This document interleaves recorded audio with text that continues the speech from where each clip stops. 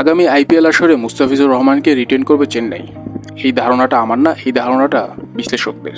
কেন এই ধারণাটা করেছে তা আমি জানি না, কেননা আইপিএলে অতীত যদি দেখেন মুস্তাফিজের লং টাইম শুধু হায়দ্রাবাদের হয়ে খেলেছেন তিনি। এছাড়া দিল্লি, রাজস্থান, মুম্বাইয়ের হয়ে এক আসরে বেশি খেলেছেন কিনা তা আমার জানা নেই। তো কেন মুস্তাফিজকে রিটেন করবে চেন্নাই, এটারই ব্যাখ্যা করেছেন বিশ্লেষকরা বলেন পাথিরানা বাদে চেন্নাইয়ের বোলিং আক্রমণটা খুবই দুর্বল। নতুন বলে আপনি একটু হয়তো আশা দেখতে পারেন দীপক চাহারকে দিয়ে, কিন্তু দীপক চাহার ম্যাক্সিমাম টাইমই ইনজুর থাকেন। আর তুষার দেশপান্ডে একদিন আপনার 5-6 উইকেট নিয়ে প্রতিপক্ষকে হয়তোবা ঘুরিয়ে দিবে, কিন্তু আর একদিন 50 করে প্রতিপক্ষকে জিতিয়ে দিবে। আর শার্দুল ঠাকুরকে আগামী আসরে রিটেন করবে কিনা চেন্নাই, সেটা নিয়েও সন্দেহ প্রকাশ করেন বিশ্লেষকরা। তো ফিজকে পাথিরানা সঙ্গী হিসাবে খুবই দরকার চেন্নাইয়ের হয়ে।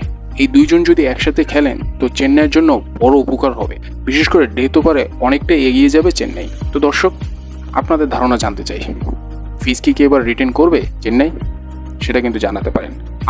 আমার কাছে যদি জানতে চান, আমি বলবো মুস্তাফিজকে রিটেন না করে নাজমুল হোসেন পাপনকে নেওয়া উচিত। কেননা ফুল আসরের জন্য তো ফিজকে এনওসি দিবে না পাপন সাহেব। তো আমি দেখতে চাই পাপন সাহেবকে আইপিএলে নেওয়ার পর নিজেকে কি এনওসি দিবে কিনা ফুল আসরের জন্য পাপন সাহেব, সেটা আমার একটু জানার বিষয়। আরেকটা প্রশ্ন আপনাদের কাছে, সেটা হচ্ছে আমাদের প্রো ম্যাক্স ক্যাপ্টেন এবং ultra pro max batsman Najmul Hossain শান্তকে আইপিএলের কোন দলের হয়ে খেলতে দেখতে চান আপনারা, বা দেখতে পারলে ভালো হতো? আর যদি দেখেন, আপনারা কি হুঁশে থাকবেন নাকি জ্ঞান হারিয়ে ফেলবেন, জিন্দিগি থেকে ভরসা উঠে যাবে, সেটা কিন্তু জানাতে পারেন।